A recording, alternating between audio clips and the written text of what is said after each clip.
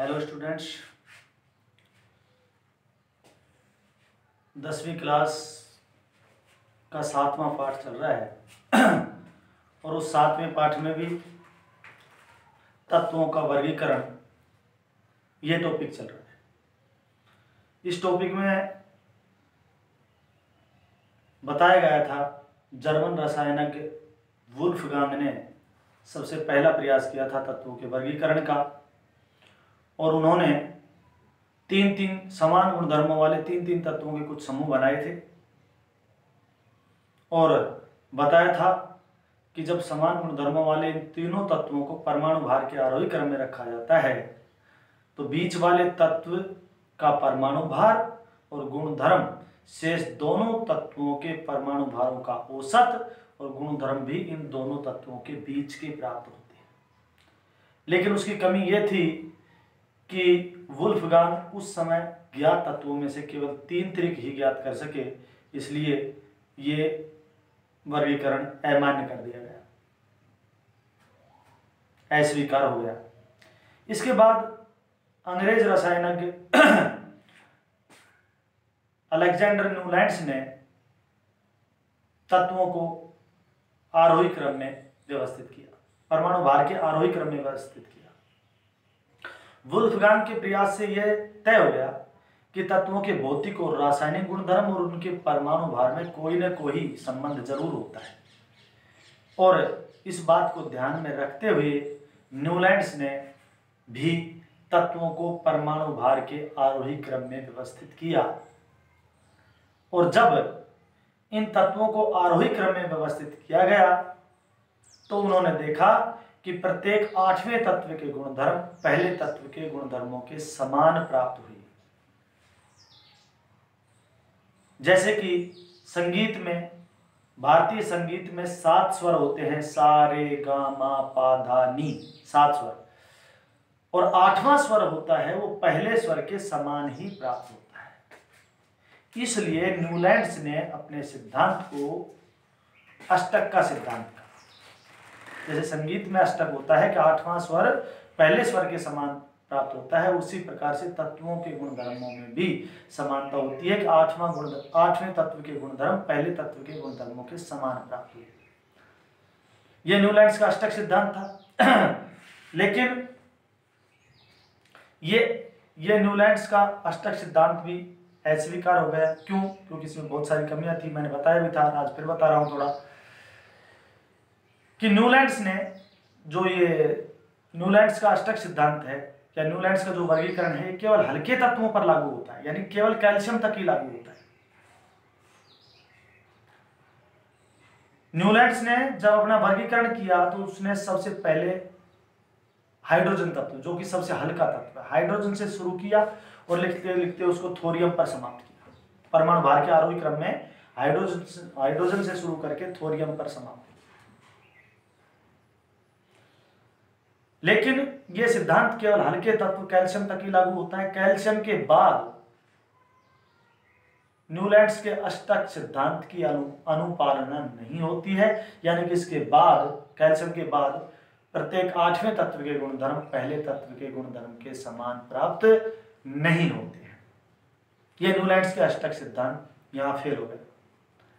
इसके अलावा न्यूलैंड्स के अष्टक सिद्धांत की ये कमी हुई थी कि उन्होंने उस समय बताया कि भाई प्रकृति में, क्योंकि उस समय तक केवल 56 तत्व ज्ञात थे, तो उन्होंने बताया कि प्रकृति में केवल 56 तत्व हैं और भविष्य में अन्य किसी तत्व की खोज नहीं होगी, बल्कि बाद में बहुत सारे तत्वों की खोज हुई है। IUPAC international union of pure and applied chemistry के अनुसार अब तक 118 तत्वों की खोज हो चुकी है। हालांकि इनमें से कुछ मानव निर्मित तत्व भी हैं, और जो बाद में 56 तत्व के बाद में जिन तत्वों की खोज हुई उनके गुणधर्म न्यूलैंड्स के अष्टक सिद्धांत से मेल नहीं खाते थे, अर्थात 8वें तत्व के गुणधर्म पहले तत्व के गुणधर्म के समान प्राप्त नहीं हुए। तीसरी कमी यह थी कि न्यूलैंड्स ने एक ही स्तंभ में 2 तत्वों को रख दिया, जैसे कि कोबाल्ट और निकल को सा स्तंभ में रख दिया। आप देखना, आपके पास लिखित होमवर्क आया था, उसमें सारणी न्यूलैंड्स के अष्टक सिद्धांत की सारणी मैंने भेजी थी, उसमें देखना कोबाल्ट और निकल सा स्तंभ में है।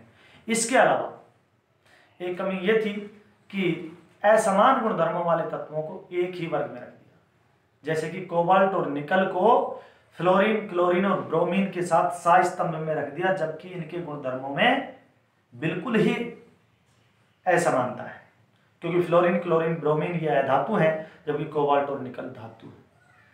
यह भी न्यूलैंड्स के अष्टक सिद्धांत की कमी थी। इसके अलावा न्यूलैंड्स ने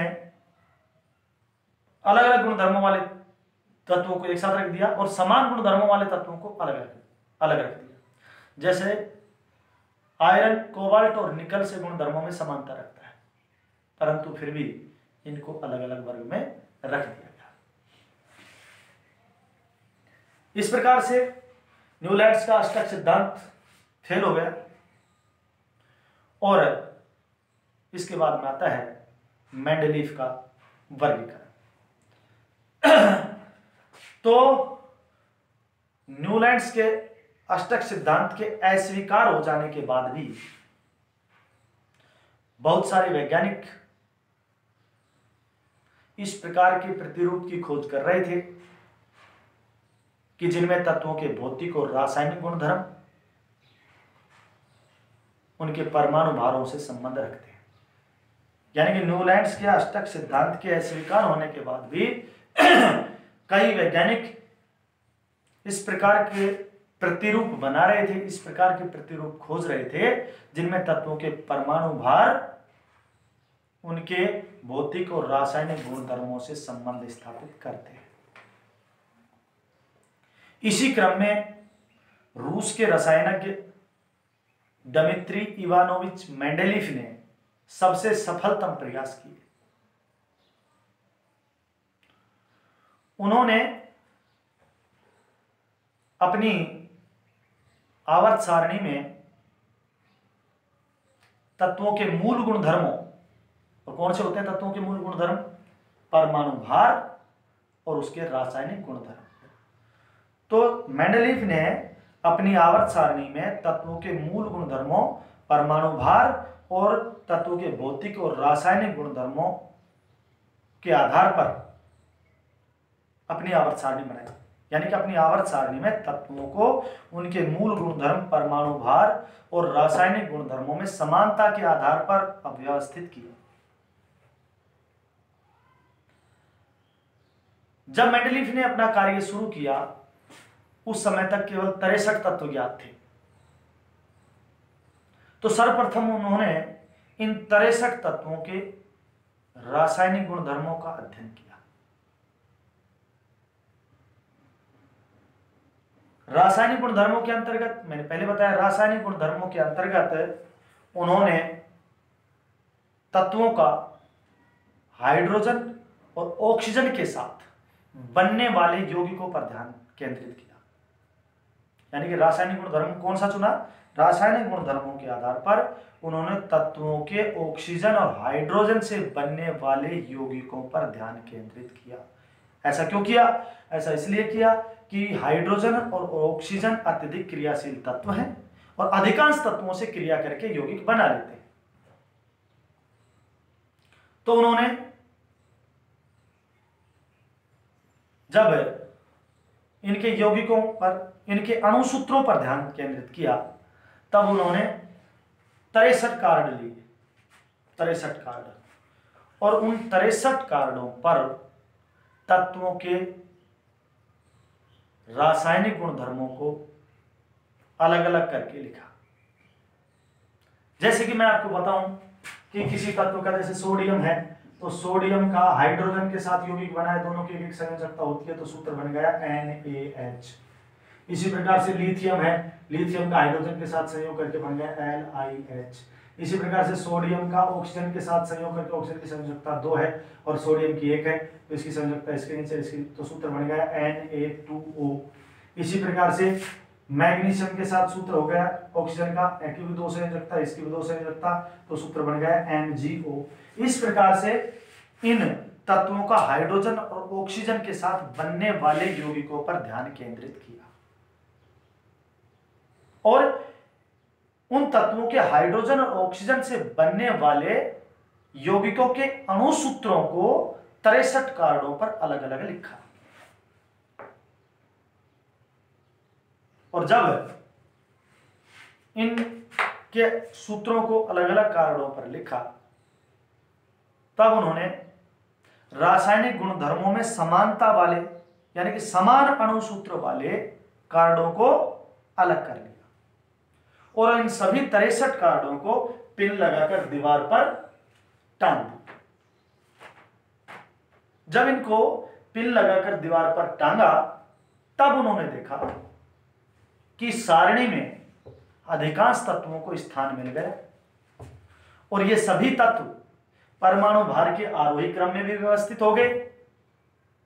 और साथ ही उन्होंने एक चीज और देखी कि इस तरह से जब तत्वों को व्यवस्थित किया जाता है तो एक निश्चित अंतराल के बाद समान गुणधर्मों वाले तत्वों की पुनरावृत्ति होती है, यानी कि एक निश्चित अंतराल के बाद समान गुणधर्मों वाले तत्व पुनः आ जाते हैं। ये पता नहीं आपको दिखाई दे रही है या नहीं, यदि नहीं दिखाई दे रही है तो आपकी किताब में मेंडलीव की आवर्त सारणी दी हुई है, मैं आपको समझा रहा हूं, आपको अपनी किताब साथ में रखनी है और जो मैं बोल रहा हूं उसको अपनी आवर्त सारणी में ढूंढना है, देखना है, समझना है। यहां समझ में आ रहा है तो बहुत अच्छी बात है, अन्यथा अपनी किताब को खोल के बैठना है। तो यहां पर उन्होंने देखो ये मेंडलीव की आवर्त सारणी थी, उन्होंने मैं बताया तत्वों के अणुसूत्रों को लिखकर कार्ड पर लिखकर उनको दीवार पर टांग दिया। और यौगिक अणुसूत्र किस प्रकार से बने देखो, मैं मेंडलीव की आवर्त सारणी की उपलब्धियां बता रहा हूं, विशेषताएं बता रहा हूं, और अब ध्यान से सुनना है। मेंडलीव की आवर्त सारणी की उपलब्धियां या विशेषताएं देखिए, मेंडलीव ने अपनी आवर्त सारणी में 8 ऊर्ध्वाधर स्तंभ बनाए। ये रहे, ये एक स्तंभ, first, second, third, fourth, fifth, sixth, seventh, eighth, ये 8 ऊर्ध्वाधर स्तंभ बनाए जिनको उन्होंने वर्ग कहा। समूह हिंदी में समूह कहते हैं या अंग्रेजी में ग्रुप कहते हैं, वर्ग या समूह भी कहते हैं। और इन वर्गों में जैसे पहला वर्ग है तो यहां पर जो आर शब्द है, आर, ये किसी भी तत्व का प्रतीक हो सकता है। और यहां पर देखो आर की संयोजकता 1 है और ऑक्सीजन की संयोजकता 2 होती है। तो यहां पर ऑक्सीजन के साथ सूत्र क्या बना, R2O, ये बन रहा है, मैंने लिखा क्या, R2O। इसी प्रकार से यहां पर आर की संयोजकता, क्योंकि दूसरा वर्ग है तो 2 संयोजकता शुरू हो जाएगी और ऑक्सीजन की संयोजकता 2, और 2 से 2 खत्म हो जाएगा, सूत्र RO। यहां पर आर की संयोजकता, तीसरा वर्ग शुरू हो गया तो 3 संयोजकता मान लेंगे। तो और ऑक्सीजन की तो 2 संयोजकता होती है, तो R2O3, ये R2O3 है। और चौथे वर्ग में आर की संयोजकता हमने 4 मान ली। किसी भी तत्व, कोई भी तत्व हो सकता है, आर का मतलब आर एक कोड है जो किसी भी तत्व के लिए लागू होता है, तो किसी भी तत्व को प्रदर्शित किया जा सकता है आर से। तो आर की संयोजकता चौथा वर्ग है तो 4 संयोजकता, और ऑक्सीजन की संयोजकता 2 ही, तो 2 एकम 2, 2 दूनी 4, इसकी संयोजकता इसके नीचे, इसकी संयोजकता इसके नीचे, सूत्र क्या बना, RO2। अब इसकी संयोजकता 2 आ जाएगी ना, RO2। इसी प्रकार से R2O5, फिर यहाँ पर आर की संयोजकता छठा वर्ग आएगा, 6 संयोजकता, और ऑक्सीजन की 2 संयोजकता। तो सूत्र क्या बनना चाहिए, R2O6, लेकिन 2 एकम 2, 2 3 6, ये नवीं क्लास में पढ़ चुके हो आप कि जब यौगिकों का अणुसूत्र बनाते हैं तो उनकी संयोजकताओं का सरल अनुपात लिखते हैं एक दूसरे तत्व के प्रतीक के दाईं तरफ। तो ये बन गया RO3, ये बन गया RO3, फिर R2O7, फिर RO4। इस प्रकार से अणुसूत्रों के आधार पर तत्वों को व्यवस्थित किया। हाइड्रोजन से बनने वाले यौगिक, यहाँ हाइड्रोजन की संयोजकता पहला वर्ग है, हाइड्रोजन की एक संयोजकता होती है, आर की एक संयोजकता है तो सूत्र बन गया RH। यहाँ 2 संयोजकता होगी आर की, तो RH2, RH3, RH4, यहाँ पर फिर घटते चलिए RH3, RH2, RH। इस प्रकार से यौगिकों को उनके अणुसूत्रों के आधार पर व्यवस्थित किया। ये 8 ऊर्ध्वाधर स्तंभ बनाए जिनको वर्ग कहते हैं। दूसरा था आवर्त। तो मेंडलीव ने अपनी आवर्त सारणी में 7 क्षैतिज पंक्तियां बनाई। ये पहली पंक्ति है, 1, ये 2, 3, 4, 5, 6, और एक चीज हो, जो 8 ऊर्ध्वाधर स्तंभ बनाए थे इनको वर्ग कहते हैं, और उन्होंने इन वर्गों को 2 उपवर्गों ए और बी, ए बी, प्रत्येक वर्ग को, जैसे पहले वर्ग को 2 उपवर्गों, दूसरे वर्ग को भी 2 उपवर्गों ए और बी, तीसरे वर्ग को भी 2 उपवर्गों ए और बी, इस प्रकार से उन्होंने प्रत्येक वर्ग को 2 उपवर्गों में विभाजित किया। प्रत्येक वर्ग को 2 उपवर्गों में विभाजित किया और इनको अपनी आवर्त सारणी में व्यवस्थित किया। अब उन्होंने अपनी आवर्त सारणी में 7 क्षैतिज पंक्तियां बनाई, ये क्षैतिज ऐसे 7, बल्कि 7 नहीं 6, उस समय 6 बनाई थी, 1 2 3 4 5 6, 6 क्षैतिज पंक्तियां बनाई जिनको आवर्त कहते हैं, पीरियड कहते हैं। और इन आवर्तों में भी 2 श्रेणियां, पहला दूसरा और तीसरे आवर्त तक तो एक ही श्रेणी रखी, लेकिन जो चौथा आवर्त है उसमें 2 श्रेणियां, प्रथम श्रेणी और दूसरी श्रेणी, प्रथम श्रेणी और दूसरी श्रेणी, छठे में प्रथम श्रेणी, 2-2 श्रेणियों में विभाजित किया। तो पहली विशेषता क्या हुई मेंडलीव की आवर्त सारणी की, कि उन्होंने अपनी आवर्त सारणी में 8 ऊर्ध्वाधर स्तंभ बनाए जिनको वर्ग कहते हैं, प्रत्येक वर्ग को 2 उपवर्गों ए और बी में विभाजित किया। दूसरी विशेषता है आवर्त। मेंडलीव ने अपनी आवर्त सारणी में 6 क्षैतिज पंक्तियां बनाई जिनको आवर्त कहते हैं, चौथा, पांचवें और छठे आवर्त को 2 श्रेणियों में विभाजित किया। तीसरी मेंडलीव की आवर्त सारणी की उपलब्धि थी कि उन्होंने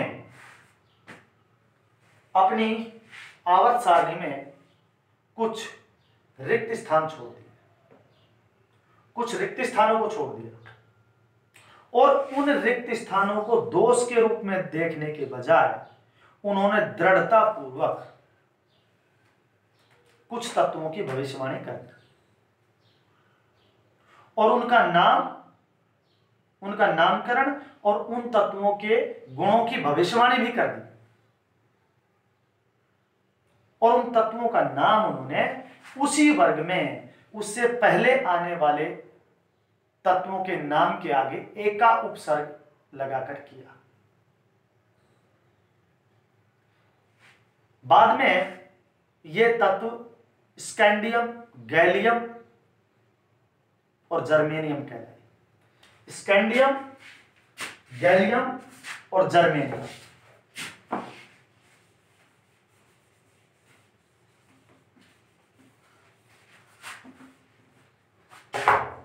ये स्कैंडियम, ये गैलियम, ये जर्मेनियम, स्कैंडियम, गैलियम और जर्मेनियम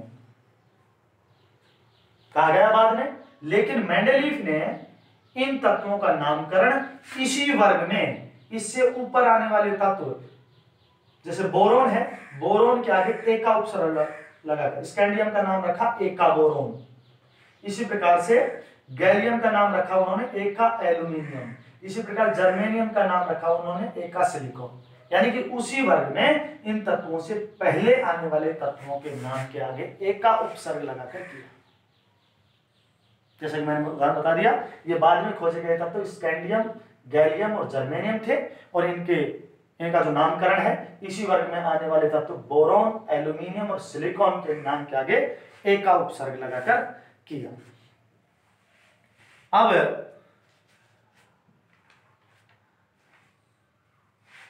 एक मेंडलीव की आवर्त सारणी की यह विशेषता थी कि जब मेंडलीव ने अपनी आवर्त सारणी बनाई उस समय उत्कृष्ट गैसों की खोज नहीं हुई थी। नोबल गैसों जैसे कि helium, neon, argon, krypton, xenon, इन उत्कृष्ट गैसों की खोज नहीं हुई थी। इनकी helium, neon, argon, krypton, xenon, radon, इनकी खोज नहीं। और जब इनकी खोज हुई तो मेंडलीव की आवर्त सारणी की मूल व्यवस्था को छेड़े बिना इनको आगे नवे वर्ग में रख दिया गया, जिसको शून्य वर्ग भी कहते हैं, क्योंकि इनकी संयोजकता शून्य है। ये उत्कृष्ट गैस है, वायुमंडल में इनकी मात्रा बहुत कम है, इसलिए इसको, क्योंकि संयोजकता शून्य है, किसी से संयोग नहीं करती, इसलिए इसको शून्य वर्ग भी कहते हैं। ये भी मेंडलीव की आवर्त सारणी की विशेषता थी कि मेंडलीव की आवर्त सारणी की मूल व्यवस्था को छेड़े बिना बाद में खोजे जाने वाली उत्कृष्ट गैसों को नवे वर्ग में या शून्य वर्ग में रख दिया गया।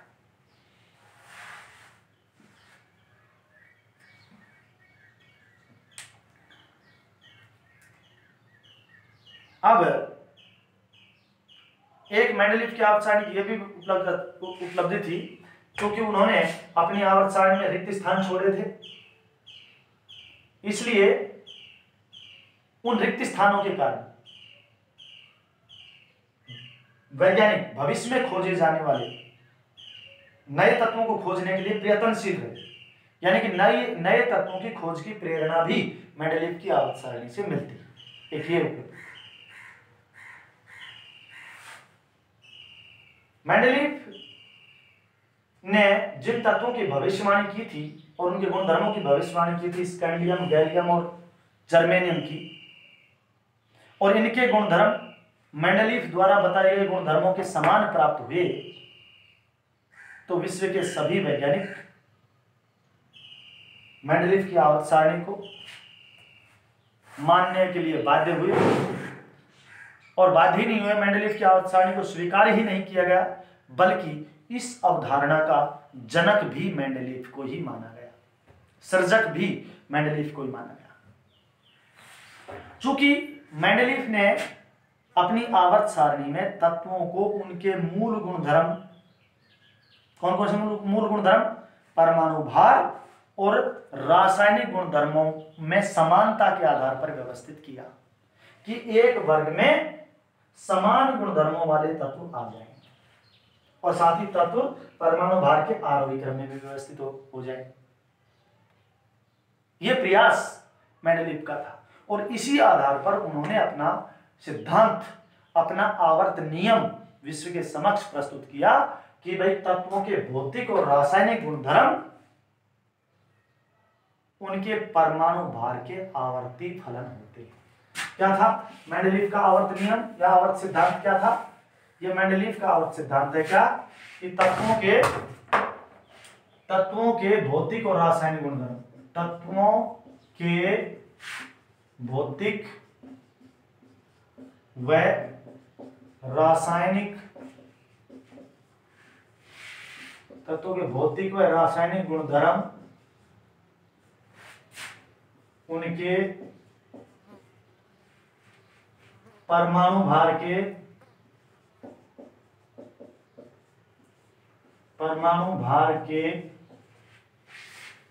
आवर्त फलन होते हैं या आवर्ती फलन होते हैं, परमाणु भारों के आवर्ती फलन होते हैं, ये याद करना है।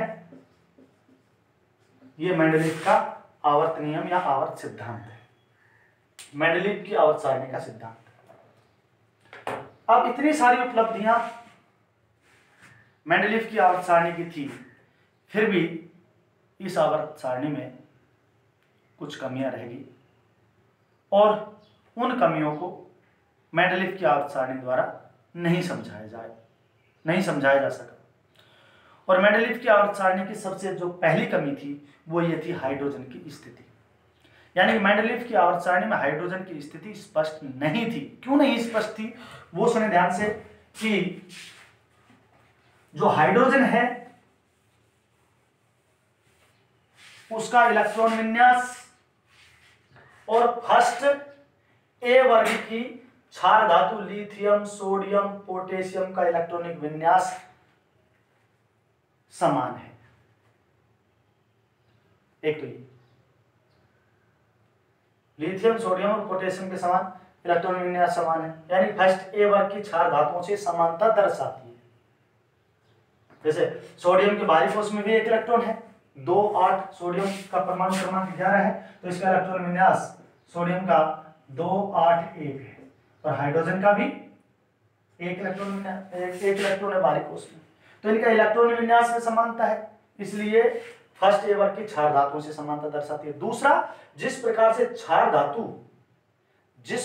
क्षार धातु सातवें वर्ग के हैलोजनों से यौगिक बनाती है, उसी प्रकार से हाइड्रोजन भी इन हैलोजनों से समान यौगिक बनाती है। जैसे सोडियम हैलोजन से किस प्रकार यौगिक बनाती है, जैसे एक हैलोजन ले रहा हूं मैं क्लोरीन, तो सोडियम क्लोरीन के साथ, सोडियम धातु है तो क्लोरीन के साथ ये NaCl यौगिक बनाती है। इसी प्रकार से हाइड्रोजन भी HCl बनाती है। सोडियम ऑक्सीजन के साथ संयोग करके Na2 यौगिक बनाती है, Na2O, क्योंकि ऑक्सीजन की संयोजकता 2 है तो Na2O यौगिक बनाती है। तो हाइड्रोजन भी तो ऑक्सीजन के साथ H, क्योंकि ऑक्सीजन की संयोजकता 2 है, इसकी 1 है, तो H2O यौगिक बनाती है। इसी प्रकार से जैसे कि सोडियम जो क्षार धातु है, ये सल्फर के साथ संयोग करके Na2S, क्योंकि सल्फर की संयोजकता 2 है, तो Na2S यौगिक बनाती है। तो हाइड्रोजन भी तो सल्फर की संयोजकता 2 है, तो H2S यौगिक बनाती है। इसलिए कहने का मतलब जो हाइड्रोजन है वो फर्स्ट ए वर्ग की क्षार धातुओं से समान गुणधर्म दर्शाती है, लेकिन ये हाइड्रोजन सेवंथ ए वर्ग के halogen, fluorine, chlorine, bromine, iodine आदि से भी समान गुणधर्म दर्शाती है। कैसे? कि जिस प्रकार से हैलोजन द्विपरमाणु अणु बनाते हैं, हैलोजन द्विपरमाणु बनाते हैं।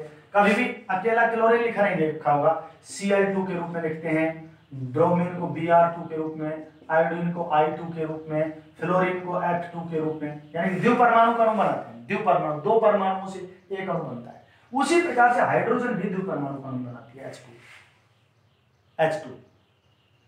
तो ये हैलोजनों से भी समान गुणधर्म दर्शा रही है। साथ ही जिस प्रकार से halogen chlorine, bromine, iodine, fluorine आदि, जिस प्रकार से हैलोजन धातु और धातु से सहसंयोजक यौगिक बनाती है, आपने नामी क्लास में पढ़ लिया होगा सहसंयोजक यौगिक किसे कहते हैं, यानी कि दो समान परमाणु या असमान परमाणु के इलेक्ट्रॉनों की साझेदारी से बनने वाले यौगिक सहसंयोजक यौगिक कहलाते हैं। तो जिस प्रकार से हैलोजन सहसंयोजक धातु और अधातु से मिलकर सहसंयोजक यौगिक बनाते हैं, उसी प्रकार से हाइड्रोजन भी धातु और अधातु दोनों से मिलकर सहसंयोजक यौगिक बनाती है। तो ये सेवंथ ए वर्ग से भी समानता दर्शाती है और फर्स्ट ए वर्ग की क्षार धातुओं से भी समानता दर्शाती है।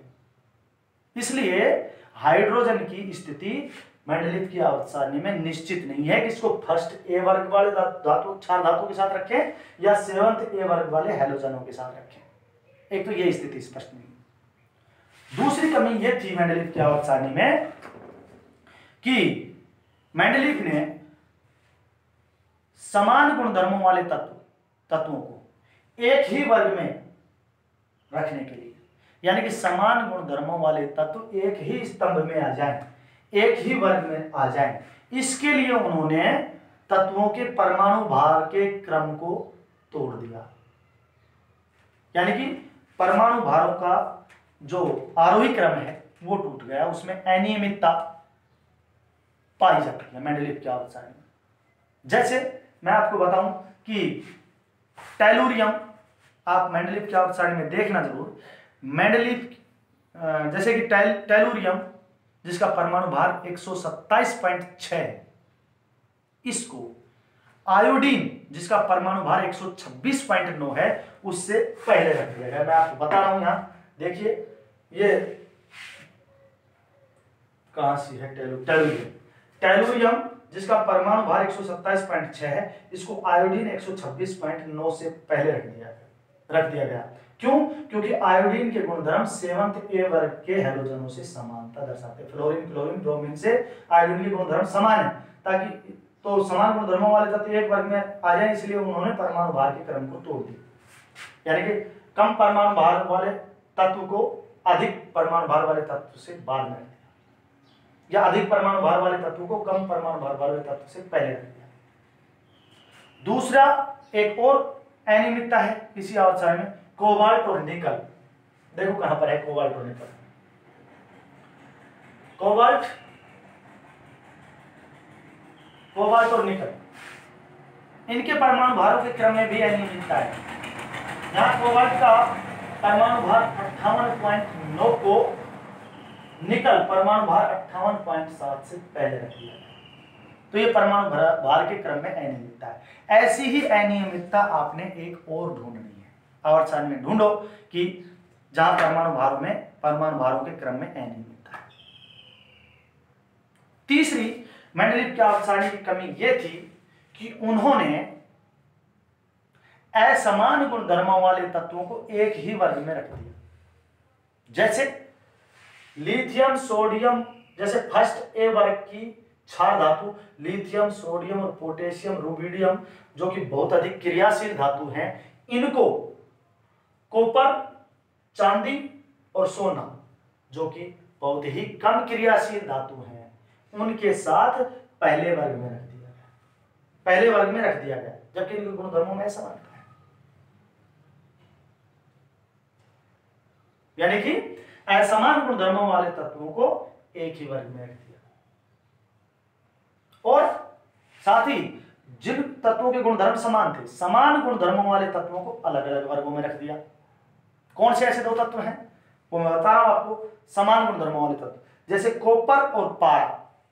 कॉपर ये रहा और पारा ये है। कॉपर और पारा के गुणधर्मों में समानता है, लेकिन फिर भी इनको अलग अलग वर्गों में रखा गया है। इसी प्रकार से सोना और प्लेटिनम, इनके गुणधर्मों में भी, सोना और प्लेटिनम इनके गुणधर्मों में भी असमानता है, और इनको भी अलग अलग वर्गों में, सोना और ये प्लेटिनम अलग अलग वर्गों में रख दिया। एक मेंडेलीव की आवर्त सारणी की यह भी कमी थी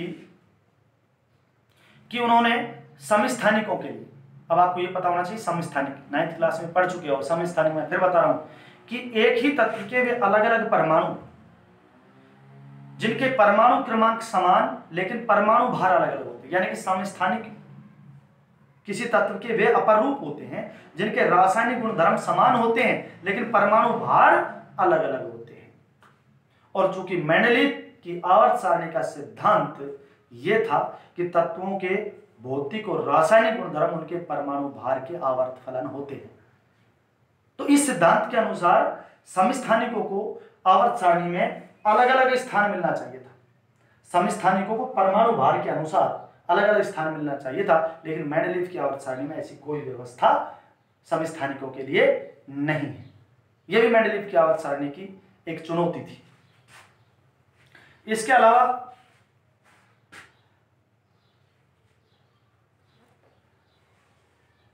मेंडेलीव ने ये मेंडेलीव की आवर्त सारणी की कमियां पाई गई। अब कल आधुनिक आवर्त सारणी के बारे में बताएंगे। धन्यवाद।